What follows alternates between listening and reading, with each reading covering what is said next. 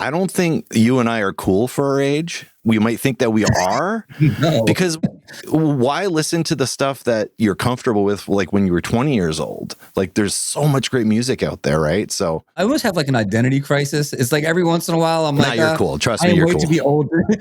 I am way too old to be spending this much money on concert tickets. Like this is getting financially irresponsible. I'm on like day 2 of a music festival. Like, you think anybody brought Tums? Anybody have Tums? No. I love it.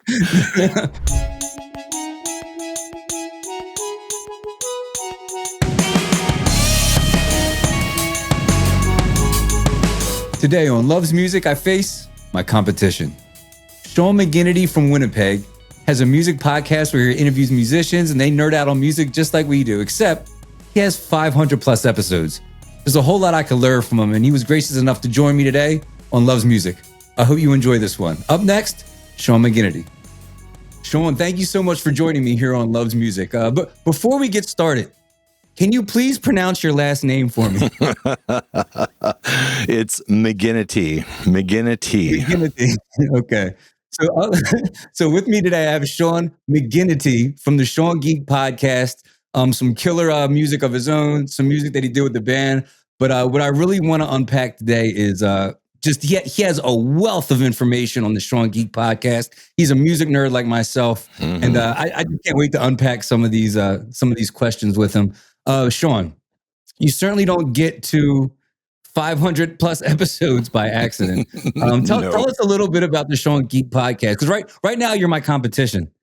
I'm trying to have my show be about as good as yours. Well, I appreciate the compliment. I guess it's basically primarily it's me and my brother Todd, who we call FastFret because he's a phenomenal guitar player, and it's basically him and I. Like what it's turned into from what it started out is now we need an excuse to get together. We're both busy. We both got kids. We both got jobs. We both have stuff going on. Todd's got his own band going on. And basically the idea of the show was, look, Todd, you and I aren't going to find time for each other because we're horrible at organizing. So if we have a weekly podcast we got to put out, it's going to force us to talk to each other every week.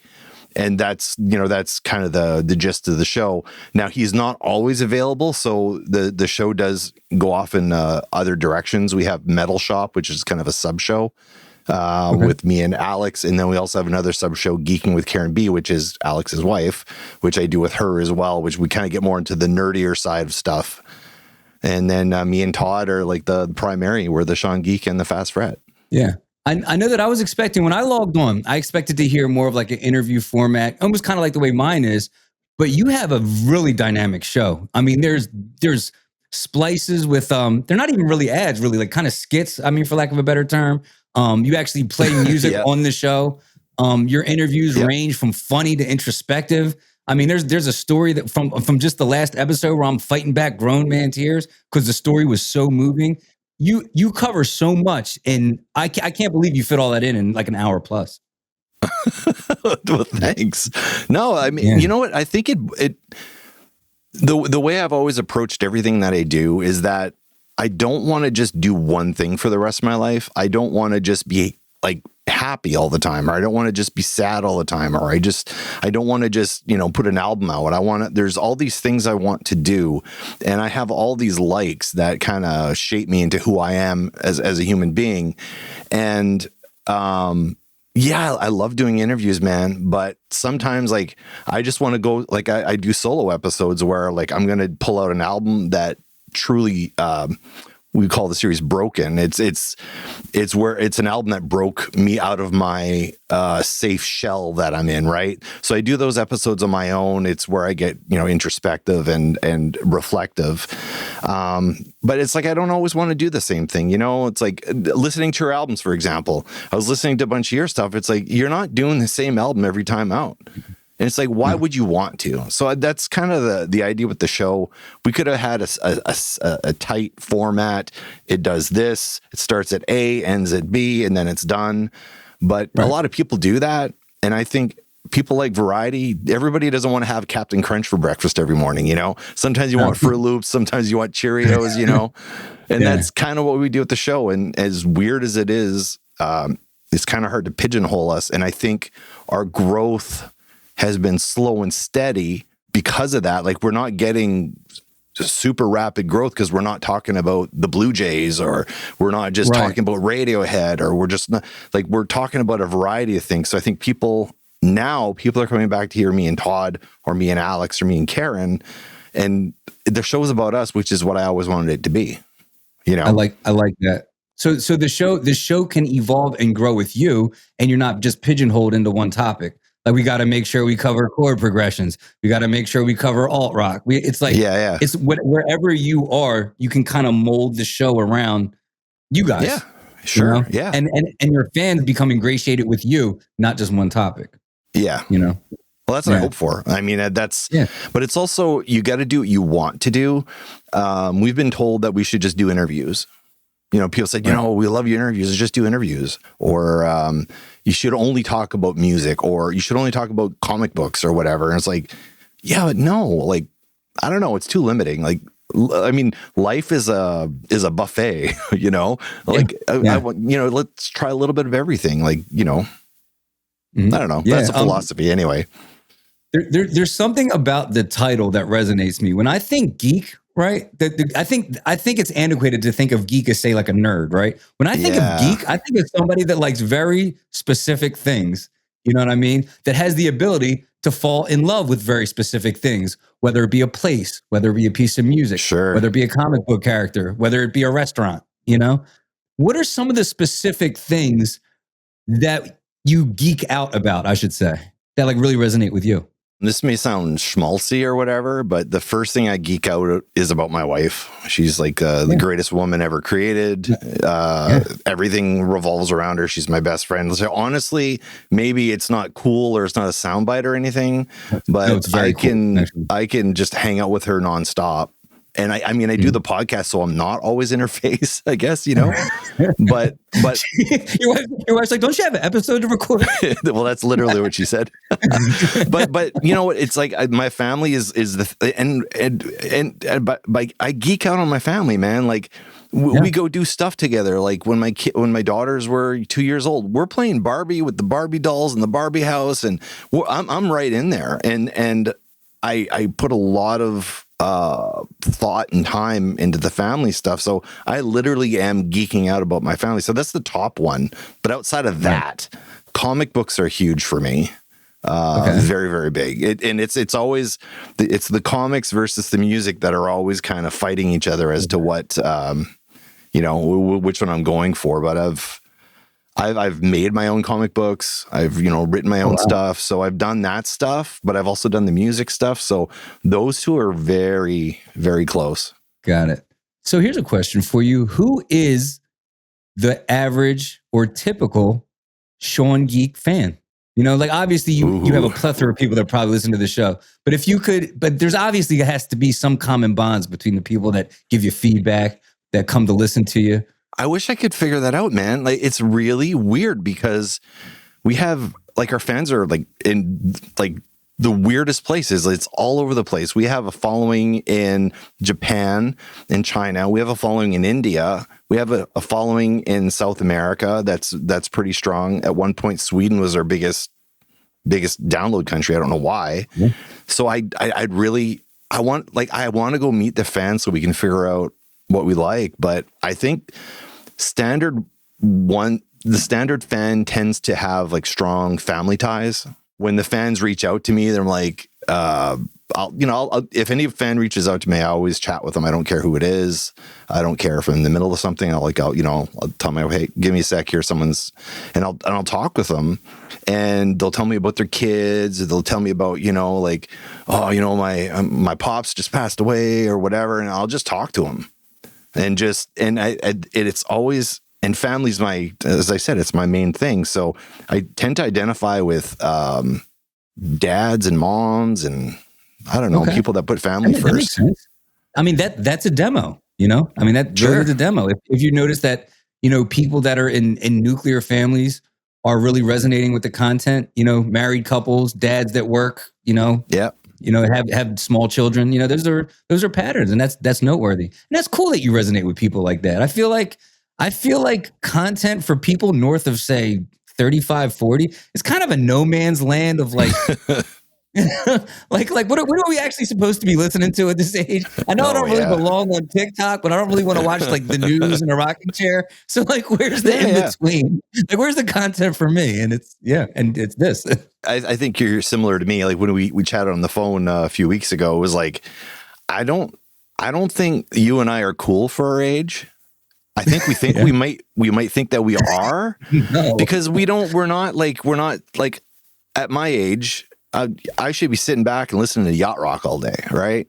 Yeah. You know, I mean, that's the demo I fall in, you know, but no, not at all, man. Like I'm going to, there's this propaganda thing going on Saturday that I'm going to. I listen to a lot of punk. I listen to a lot of hardcore new stuff.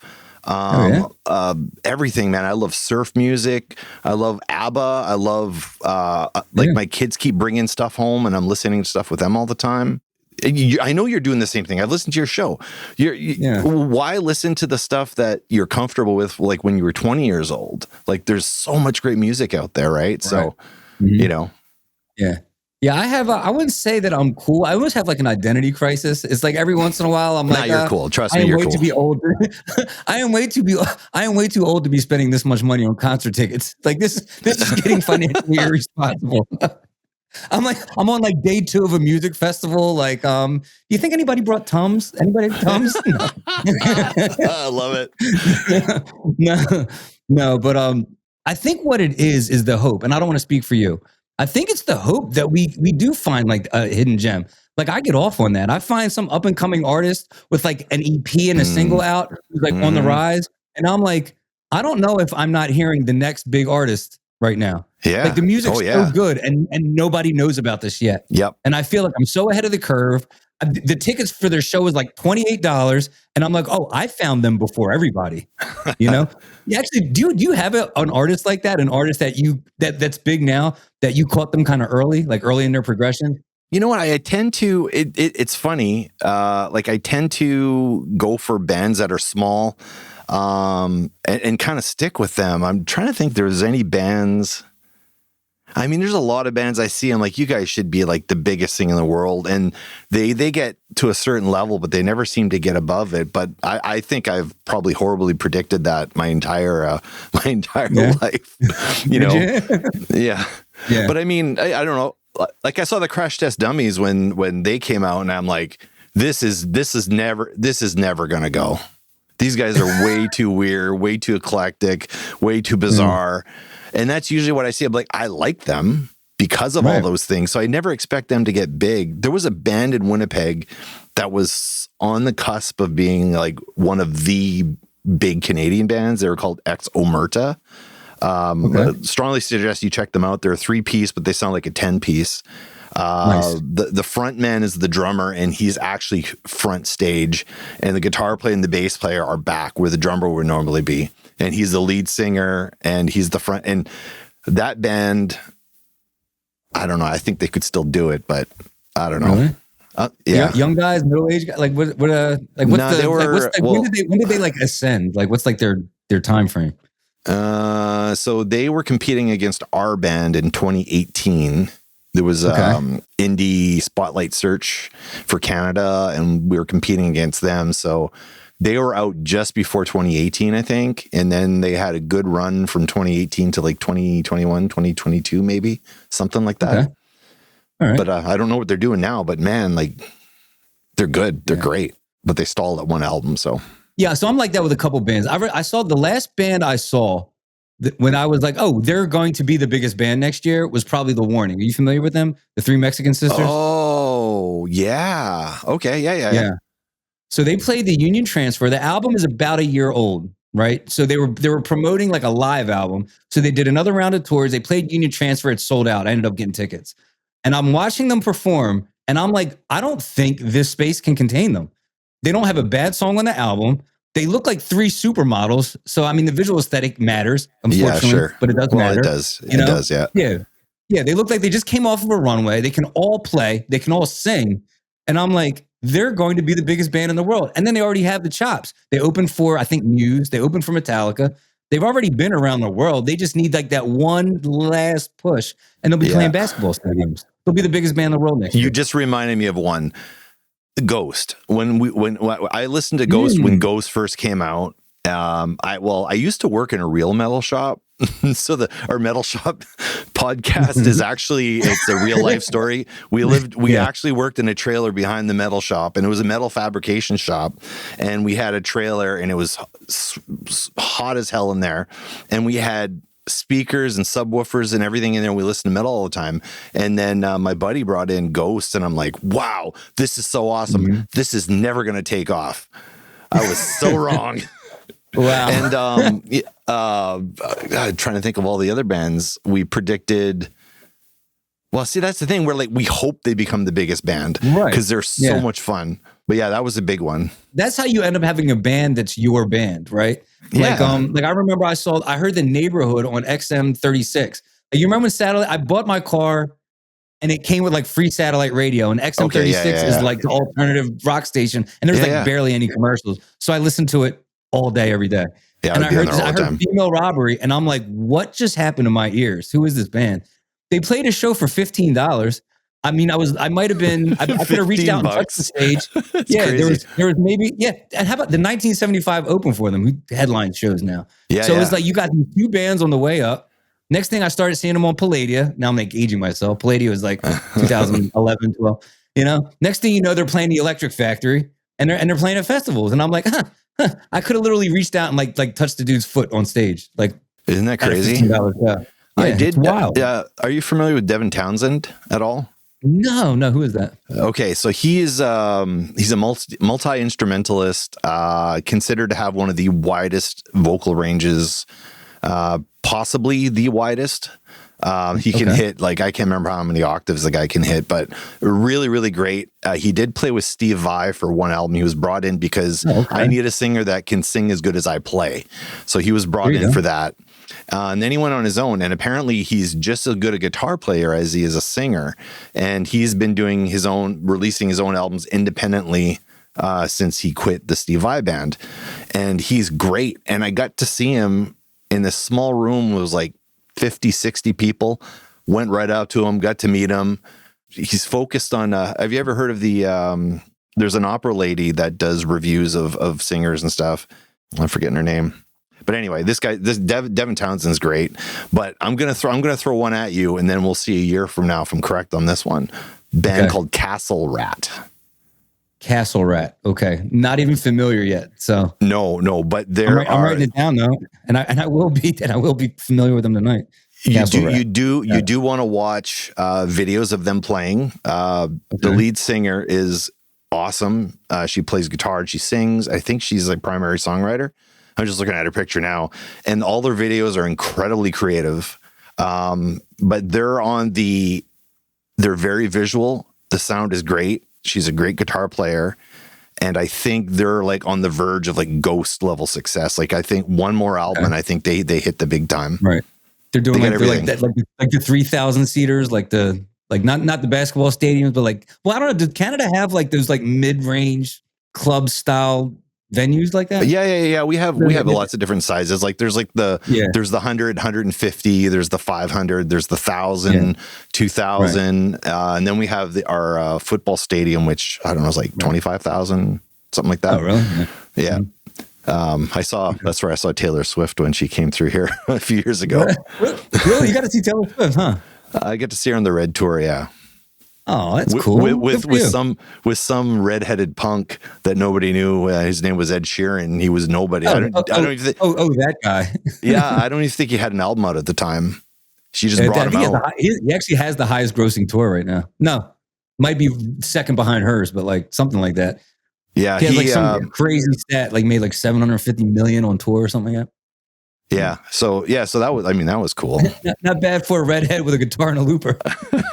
but he was good. He was out there by himself. He had no band. He had nothing. He just had a bunch of effects pedals. Right. So that was up my alley. I did love that. So yeah, he's good too. I actually really like Ed Sheeran too. Like I crack jokes. He's such an everyman. He's like one of the few artists that I could imagine like running into like a convenience store at like 3 a.m. Yeah. Like, oh my God, it's Ed Sheeran. Yeah. So in terms of predicting, right? I do feel like pop culture, and it might be different because we're miles apart from each other. but I feel like pop culture always propels one specific genre to the front. Here, around here, for the last, I would say 5-6 years, I feel like country got a significant push, right? Hell yeah. And then before that, it was pretty electronic. You know, it was like a lot of electronic dance music. Then kind of went country. Hip hop had like a brief run in there where hip hop was like mainstream. You would hear like trap drums on like commercials. You know what I mean? Mm-hmm. Like down south Atlanta hip hop, and it'll be in like a commercial for like Google. You know, so every once in a while they push a genre to the front. What do you believe is the next genre to do that? I want to hear your answer. Then I'm going to give you mine. You can. Okay. I'm excited for yours. Okay. So based on this Castle Rat thing, so I've been watching I always watch the charts. I'm always curious what's on there. I'm always curious what my kids are listening to because they're at school. Other kids are throwing stuff at them. But I think the next thing, and we've seen it in the charts, there's been 3 metal albums that debuted at number 1 in the last little bit. Now that doesn't happen anymore. It's if it's not, it's Ava Max or it's Olivia Rodrigo or, the Disney princess sort of the ones that came out of Disney kind of stuff are big right now. Carpenter. Yeah. Sabrina Carpenter. That's who I was trying to think of. But I think so when Tool released their last album, which was a couple years ago now, it debuted at number 1. And in fact, none of their stuff was available on streaming, and they released everything on streaming when they released that last album. And every single album, gazillions of streams, and all the albums charted all at the same time. Now, not much longer after that, Sleep Token released their latest album. Debuted at number 1. Mm-hmm. Spotify listeners doubled when that album came out, which doesn't really happen. You get a bump, but it doesn't double like 3 million to 6 million. That's unheard of. Yeah. And then Ghost now is the latest one. So I think, and I don't think it's going to be metal in the traditional, like these bands are all melodic metal, a bit proggy maybe. So I think that kind of metal is what's going to come up because all those bands are proggy. They have vocalists that can sing clean and dirty. And there's a bit of a bluesy undertone to some of these bands. I mean, Sleep Token's doing R&B runs in the middle of like a metal show. Yeah. There's another band called Igor, Igorr. He's mashing styles. He's mashing classical.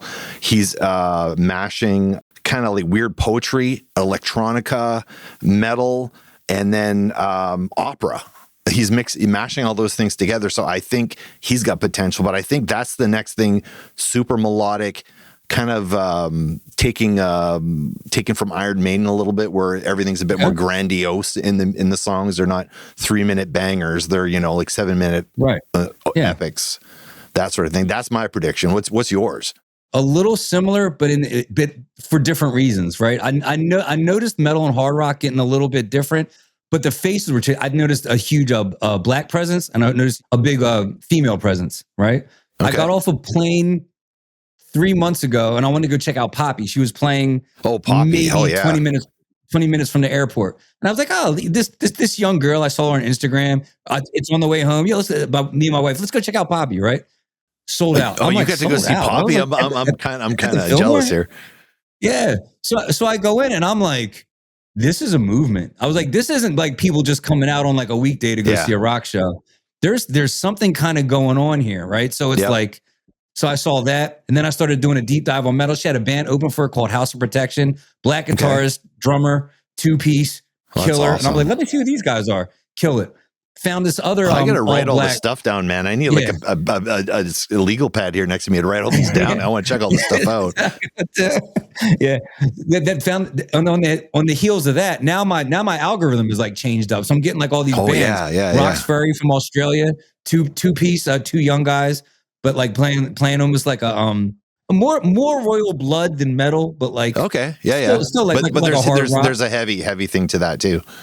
Yeah. And then Magnolia Park. He's like, I think it's 5 of them. Lead singer, black dude, just so unsuspecting, and then starts singing. And I'm like, I don't know if he doesn't have the best voice out right now. I mean, just great. Magnolia Park is the name of the band. And I'm like, the face of rock is going to be very different than like the face of rock I grew up with. Yeah, it's not going to be the rock from the 80s or 90s. It's not going to be new metal. It's not going to be hair metal, or it's not going to be thrash. I think it's going to be a sophisticated metal. Like Poppy, like that dude That's a great example right there, because that lady is going to be so freaking huge. Huge. Yeah. Guaranteed. You should have seen it. People, the fanatical at her show. I'm like, I don't know any of these songs. Yeah, man. I knew one song. Yeah. And and people singing every word. I'm like, for me to not know anything about it, but all the fans are singing, I'm like, I am late to this party. There's something happening here. Yeah. I'm hoping my kids glom onto that. Like, they're really stuck in the stuff they listen to. And, you know, I listened to it. I'm like, yeah, that's, you know what? That's the riff from ABBA's Knowing Me, Knowing You. Oh, there's the riff from Madonna's whatever. Like, it's all super familiar, but it's not, but it's super overproduced. And I'm like, I'm trying to I bring my daughters into the studio. I'm actually in my recording studio right now. I bring them in here and we open up the programs, and I'm teaching them how to mix, and I'm teaching them how, we're going to put a real guitar on this. We're going to put a real piano on this. Like, I want to teach them like what real instruments sound like. Cause I think we're going to get back to more like, no, you have to perform, no more lip syncing, no more backing tracks, do it real. Question for you and I, right? I feel like if you devour music by the album for more than, say, a quarter century, after a while, it's going to seem like everything is derivative. Sure, right? Sure. So how do you fight back your own cynicism so you can actually enjoy the new stuff? Well, like I said, with the artist that my daughter likes, I'm like, I know it. And dude, I'm like a huge ABBA fan, and all the pop artists, all the female pop artists right now, it's an homage to ABBA, man. ABBA's like the best. Like the hooks. You want to talk about hooks? And they're just being recycled now. But at the same time, it's like, it's great stuff, man. It's awesome. Yeah, man. ABBA's like the Carpenters with beats. Man. Like, just every song is absolutely incredible and like golden songwriting. It's so catchy. It's like, what's the best song? I was like, I can give you a top 10. I don't know what the best song is. Like, all this stuff is good. Yeah. No, for sure. Yeah. I lost a few viewers when I did a whole episode on ABBA about a year ago. They're like, what are you doing? Good riddance, if you ask me. No, that's funny. Yeah, that's when all the Brazilians fell off because they like their metal, right? And they're like, you like ABBA? And you just put out your Dome album? Are you nuts? I thought you were metal. Yeah. Even Foo Fighters did like a disco themed album, and it was like an homage to ABBA. Yeah. Hell yeah. Yeah, right. It was cool. Yeah, or no, I'm sorry, Bee Gees, not ABBA, but still. But they do a lot of covers. They would break into like Staying Alive in the middle of a Foo Fighters set. I'm like, okay, Dave, all right, if that's what you want. Funny question. Is there ever a band that you love that you always have to defend for some reason? ABBA's definitely one for sure. other than ABBA. Because some people don't. They're like, oh my god, it's too disco. And like, dude, the musicianship on those albums are great. So that's definitely one. On the musicianship side, I'm like, no, listen to the bass player on this, listen to the piano, listen to the guitar. Like, but other than that, the one I always had to defend for forever was Kiss. I was a big Kiss fan for a long time, and Kiss had been out of favor until they did the reunion tour, which they started feels like 25 years ago. But Kiss was always one I always had to defend against because they're like, oh, they're cartoon characters, they're not real musicians, that sort of thing. But yeah, definitely those two bands. I could see that. Yeah. I have good artists that I listen to because I have like a guilty pleasure for just like bubblegum pop music, Mm-hmm. And so when I'm hanging out with other 40-year-old men, they're like, dude, what's happening right now? And I'm like, no, dude, can I just hear this one Bieber tune real fast? And then I'll put on some Queens of the Stone Age. So like I'm always defending like bubblegum pop music because I some of it's good. I like even like Olivia Rodrigo. I do really like her. She is. Yeah. She doesn't get enough credit. Like she's also a musician. She's not just going in and all the songs are written for her. No, that's not how it works at all. Like and I feel like she came out like she was like a fully formed musician performer young. I think her first album she's 17, maybe something like that. Yeah, 17, 18 or something like that. Yeah, she didn't really quite have her driver's license yet. No, I think she was like on Saturday Night Live, and I think she was like 17. No, she's really talented. Yeah, that's crazy. Take me back to some of the earlier years. Like your first interactions with music, like either when you first picked up an instrument or you decide you want to be in a band, or maybe just the moment you realized, all right, I'm not just like a passive music listener. Like I love this stuff. Well, since forever. Like, I grew up in a musical family. My mom was a fairly famous singer in the 70s. My dad's a bass player. The majority of my uncles were in some band of some fashion. Like, there would be kitchen parties all the time. Like, there was a maritime thing in the east coast of Canada where you have a kitchen party, and the kitchen was always the biggest room in the house because everybody would come in and bring their guitars and their basses and drum sets and you name it, squeeze boxes usually, an accordion, right? And everyone would always have a set of spoons, and they'd be playing the spoons like Spoon Man. And it was great. But so there was always music around, and I've never not known music. Like, it was always there. Right. But my biggest influence for sure was my brother Todd, because he was playing guitar from the get-go. And I'm like, my God, he's so good. He's so good. And everyone in the family felt the same way. And everyone was kind of showering my brother with praise the same way they showered my mom with praise. Like, my mom was a damn good blues and jazz singer in the 70s, right? Like, just like, man, I don't know. She would do, Nina Simone and her, like, very similar voices. And so I was always under the shadow of them two. And then there was me and my dad, who I think we were both pretty good, but compared to them two. So I've always felt like I had to work like doubly hard just to say, hey, I play too, over here. But, honestly, like right now, you and I are talking, but there's a soundtrack playing in the back of my head. There's always music playing. I'm always like tapping my desk at work. I drive people crazy. There's always a beat going on to everything I do.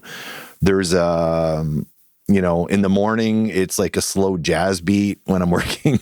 But then when things get frenetic, it's more like a James Brown thing going on or whatever. But there's always a beat, and then there's usually some sort of like music behind it. So even when the music's not on, it's always on for me. And the earliest memory, man, is just my mom singing to me at whatever, months old, and she's singing to me. She's singing like God, what was she used to sing like a lot of gospel stuff. Yeah, like Mahalia Jackson. I was trying to think who it was. Mahalia Jackson. She was singing Mahalia Jackson to me as a kid. And I was like, geez, like, I don't know. It was always there. So when I hear singers, I'm always like, you're almost as good as, you're not quite as good as my mom, but you're pretty good. Like, that's how I always, rank singers, right? But yeah, it's been forever. I feel like such a kindred like spirit with you right now. So my dad was in a famous band as a drummer. My brother, I think since he was born, he could just write songs and play instruments. And here's me who loves music. And I'm like easily like the third most talented person in my family. Like it's like dad, brother, Grand Canyon, and then me third. Like, wow, yeah. Like identical. Huge disparity in talent, you know what I mean? But all I want to do is play music, you know what I mean? It's all I want to do. And I'm like just watching my brother just sit down like, hey, I'm trying to figure out how to play this. Oh, you mean this?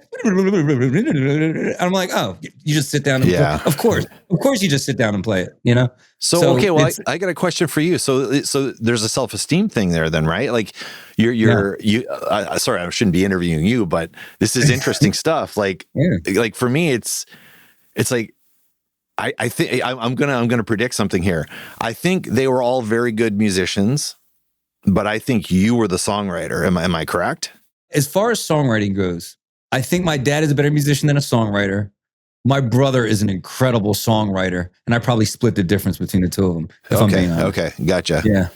Okay, well, I got to hear your brother's stuff too. Then, like, honestly, yeah, he's absolutely incredible. Yeah. So the one thing I could do is I could package a project probably faster than the two of them. Right. So if you're like, look, like Julian, all right, you have a year to finish the album and like book a record release party. I'm like, give me 6 months. I got it. And I could put together a serviceable project and just get to the end of it. Like my brother's a perfectionist. My dad just kind of does it for the love. So I think the only competitive advantage I have, if you can call it an advantage, is I can like move forward at like an administrative level, which doesn't really mean anything musically. It just means I could push a project out faster. No, that's good though. That's good because half the time, how much stuff is just sitting, on someone's computer. It's not going nowhere. Like it's common. Like I put out a lot of stuff. And it's not all good. but I put it out. So I like for me at some point, like I just wanted to be on stage. I want to be, I don't think I want to be famous. I just want to be someone go, hey, he's actually a pretty decent singer, pretty decent drummer or whatever. That's kind of all I wanted. And that there was a certain point where I just kept hearing how great my brother was and how great my mom was. And I'm like, you know what? I'm going to write, because I would try to write songs that they would like all the time. Right. And then at one point I said, no, I'm going to write the songs that I like, the stuff that inspires me. And I started going down that journey. The interesting thing was like, my brother's like, oh, can I play on that? My dad, oh, can I play on that? And then it was like, oh, okay. So I figured out, because I don't know if I consider myself a musician more than I think I consider myself a writer. Because I write in different formats. Like I've written like the comic books, like I said. I've published some poetry. But I'm always writing something. And when I'm writing when I'm writing a song, I'm writing it from that perspective of, no, I'm telling a story. It's not just a song. There's more going on. So, question for you: where does the competition stop and the camaraderie start, or is there really no competition? Like, do you still feel that friction? I mean, maybe not now, but back then, did you feel that friction, or were you just happy to be just doing music with your family? When they let me play with them, then I was super happy. I think, I don't know. I think at some point I'm like, one day my brother's going to ask me to join his band, because he had a great band. They didn't have a singer. I'm like, oh, I could sing. I mean, I can't play drums as good as their drummer, but I could sing. And then I attacked learning how to sing properly. And I just wanted him to ask. And he was like, not the kind of guy. He's the kind of guy that said, Sean, if you ever asked me to be in my band, I would have said yes. But I was too proud to ask. And he was, but eventually. Like, I want the invitation, man. I want to be invited. Well, I don't want to ask to come to the party. But that all stopped when my dad had a cover band, and it was a bunch of old guys, all my dad's age and stuff. And they had a band, and they asked my brother to join, because Todd's the guitar god, right? We'll bring Todd in. He'll give us a bit of spice, like we don't have anybody that can solo, but Todd can solo. And then the singer was unavailable. He was doing something.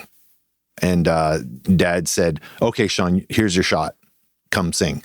So then I got to be on stage with Dad and Todd, and and then like 3 other guys or whatever. But I was on stage with everybody but my mom, and it was cool. And at that point, that's when I'm like, I think I'm pretty good at this. I think I know what I'm doing.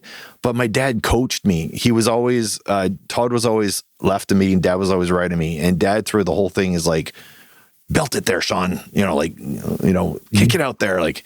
Oh, you can do better. You could do it. But he was a good coach, And the best showman I've ever seen was my dad. Like I would look over there, like, I can't keep up with this guy. He's got 20 some years on me, and he's got the crowd in the palm of his hand. But that's when the competition stopped. That's when we were like the 3 of us, like we had that band, and then we had just jamming after. It was a band. We did a little bit of Southern rock, and then originals that my brother and I had written. We did some of those too. And the whole intention of that project was, Todd, let's write some songs that Mom could sing, and then Mom will join the band. And it never happened. So I ended up singing all those songs myself, singing and drumming. That would have been so cool. Just imagine if you had even just some grainy footage of all of you together on stage. We did play together once. We did. I played drums, Todd on guitar, Dad on bass. And then my Uncle Paul, who used to play in the 70s with my mom, he was on organ. And we did a crazy House of the Rising Sun cover. Slayed. It was so cool. That was my, honestly, musically, that was, nothing will ever top that moment. That was the best. One time. So funny you brought that up.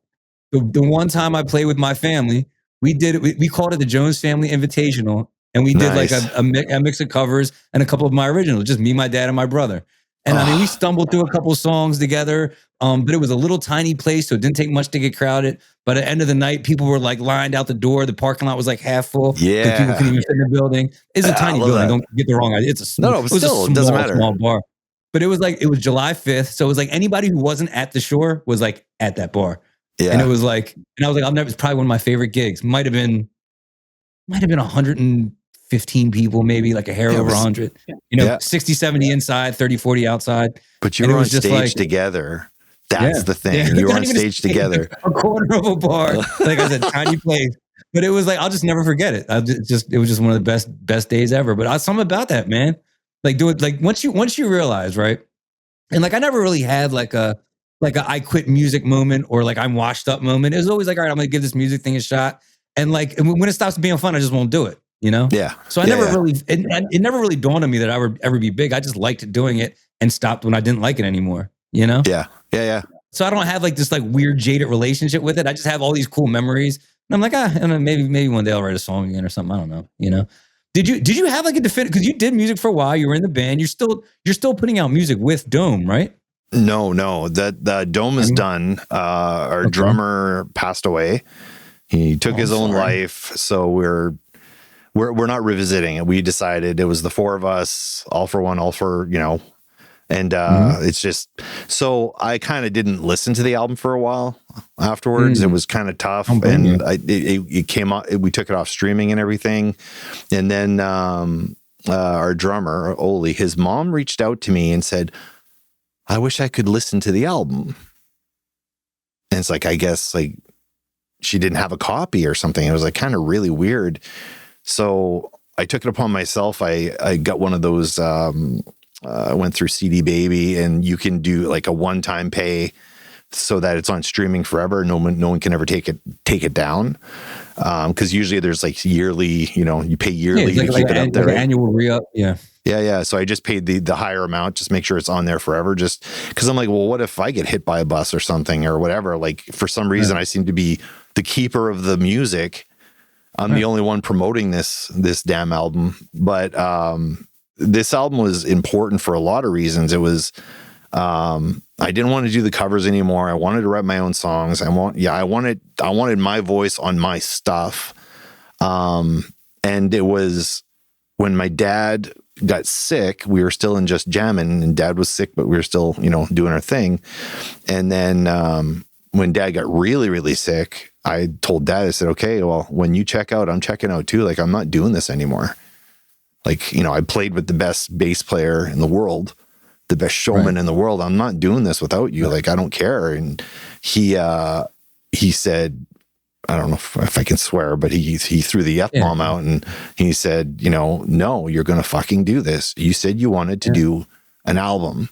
Yeah. Of your stuff. Yeah. Well, do it. Do it for me. Just do it. And do it in the style of music you want. Don't do the stuff I want to hear. Don't do the stuff Mom wants to hear. Do the stuff you want to do. So he made me promise literally on his deathbed, you're not stopping. You're going to do that album that you always wanted to do, and that's it.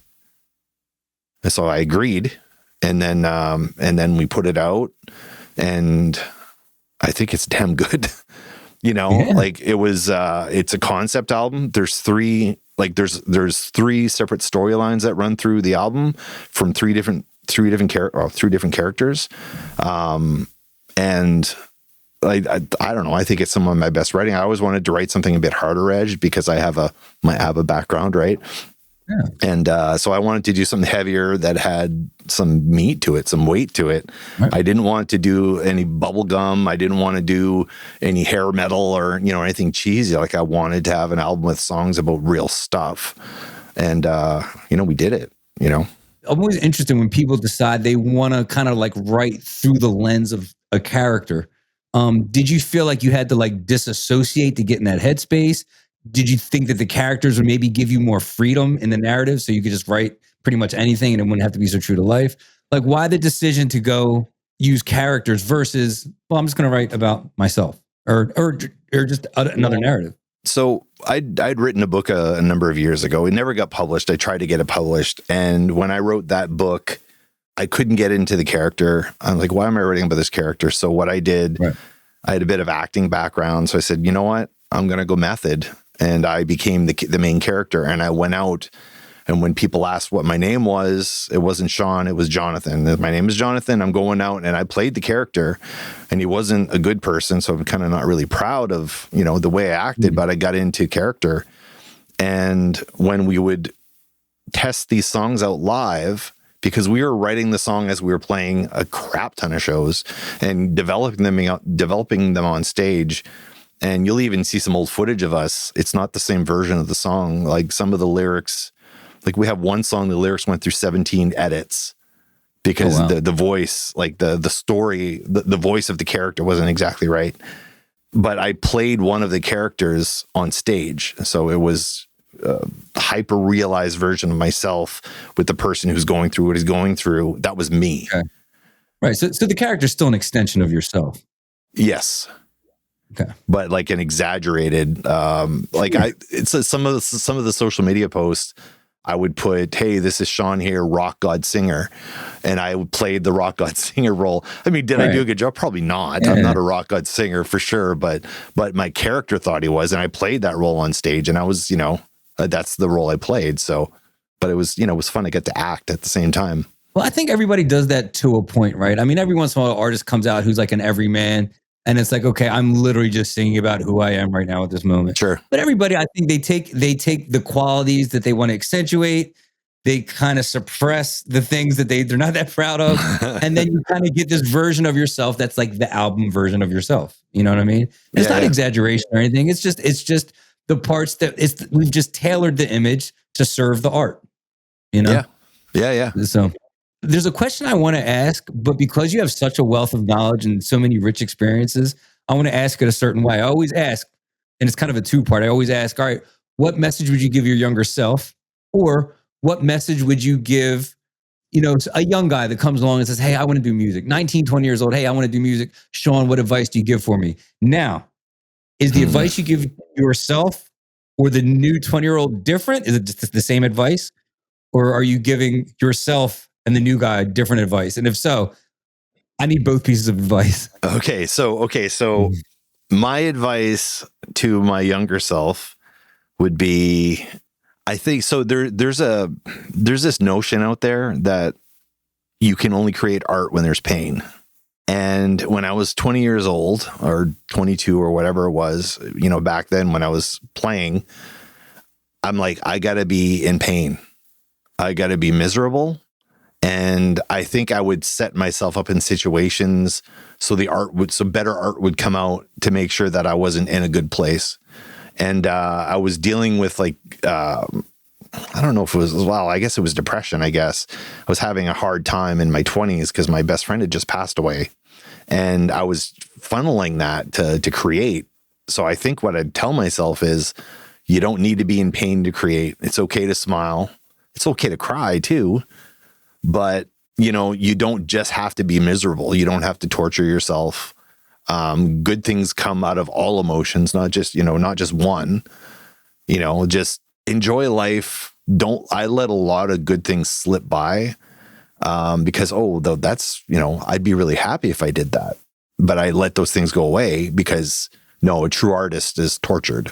So I would say, no, just enjoy the whole gamut of life, the whole, everything, and write from everything. Don't write from one, you don't have to be depressing Leonard Cohen all the time. You can be, I don't know, Fergalicious or whatever, Talk about opposite ends of the spectrum. Because I blew. So, okay, here's one thing. I blew this great freaking opportunity when I was 23, 24, whatever it was. Mm-hmm. Great opportunity. I auditioned for this band called Cyberlove, and some of the songs are on my on SoundCloud page, and it was dance. I was supposed to be the singer, co-writer, and I'd be the person on stage dancing while Debbie did all the orchestrations behind the scenes. And I blew that opportunity because my stupid headspace, but it was so much fun, and I would laugh and I would smile all the time. And, we get to wear stupid gaudy clothes and we could dance in front of people and go out to clubs, and everyone's having a good time. No one's mad or angry or angsty. And I should have stuck with that longer. because I could have learned so much more sooner and gone that route. But also it was like, well, it's not cool to be, dancing, a dancing, I don't know. It didn't seem cool at the time, but now I'm like, that was cool as hell, man. Yeah. Right. Yeah. So that was the first. What was the other half? What would my younger self what advice tell would you me? give your younger self? Or what would you give a modern day, somebody 19, 20 years old walks up to you tomorrow and says, hey man, I want to get into music, man. What advice could you give me? What would you send them home with? I would say practice, pick an instrument. Don't necessarily stick with it, but play it until it becomes natural. And don't look elsewhere for, I need to sound like this. Find your sound. Don't go chasing things, because your sound, you're the only one that has your voice, whether it's on, your fingers on the guitar or your actual voice. You're the only one that can sound like you. And if someone shoots you down and says you don't sound right, they're wrong. If someone says you're not good enough or talented enough, they're wrong, because nobody sounds like you but you. And you just got to find the right audience, and your audience is out there somewhere. Just stick with it and ignore the haters, basically. I've always said that too. And music's cyclical too. I mean, you sound like you're behind, you sound like you're off, you sound like you're off, and then you stay the same. And then eventually you sound like you're ahead of your time. And then next thing you know, you sound current again. But if you keep changing your sound to try to appeal to the market, you'll always just be behind. That's right. 100%. 100%. Yeah. Do you. Right. 100%. Yeah. If you just look at your music, right? Yeah. What feeling do you want a listener to take? Well, actually, you can answer for your podcast and your music, but start with your music. What's one overarching message or just a feeling that you want somebody to take with them when they hear Sean McGinity? You almost had it. No, you got it the second time. I think the idea is that we're all beautiful. Like, honestly, we're all beautiful. And in your music, the idea with the music is we're all nerds or geeks or whatever. We're not the coolest. We're not, the most popular. There's kind of like a trilogy of songs where I've written about these people just chasing that Instagram spotlight or whatever. And just, like, I really don't like the way like women are treated in media, like just like meat puppets or whatever. Like, everything's image over everything else. And I don't know. I just want all the songs have like, I may look like I'm cool, but maybe I'm not. But that's okay. It's okay to not be cool. Like, I always teach my kids, like my kids get called off. Oh, you're such a nerd. And my kids, you know what they say? Oh, thank you for the compliment. Yeah. Like they know better. Like being normal is boring, but being odd or weird, that's the cool. That's the cool. Yeah. And there's a lot of that pervasive message in everything I write. Doesn't matter if it's music or when we talk about it on the podcast. Like Todd and I always say, wow, we blew that one, didn't we? And then we laugh, Yeah, right. Like our cues at the beginning, like, this is the Sean Geek and FastFret Podcast. Just like the things like that is like, we blew that one and then we laugh about it, because who cares? It's just be yourself and be your nerdy self and, embrace the stuff you like. I love that. Yeah. What's the best way for somebody to support you too? I feel like the podcast seems to be your IP with the most traction. Sure. Is that where we could be sending people that hear this interview and they're like, hey man, I want to plug in and see what this guy's about? Yeah, I think so. I mean, we talk about Dome quite a bit on there and our other stuff. Todd and I put an album out called Bros Before Gin, which had some other stuff. And I'm planning on taking November off from podcasting. So I'm banking episodes right now so I can take the month off. And I'm just going to sit right where I am right now and start recording some of the songs I've written. Man, I can't wait to hear what you come up with, man.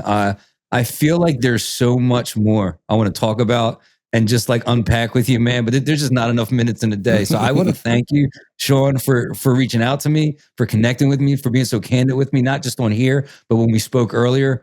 I mean, you are certainly a one of one, and there's so much I can just learn from you in terms of your consistency, your work ethic, your warmth, your kindness. Thank you so much for making time for me. I appreciate it. Man, I appreciate it. This was this was fun. This was different, and I like that it was different. Yeah, nice. You got a great show. Like, I like your show. There's a lot of love on the show. love of music, but love what people are doing. And I like how you're supporting, because we have to support the artists out there. Yes, we do. It's not cliche. Like, you really support your people that are cutting themselves open and for the sake of art and music to share their lives with you.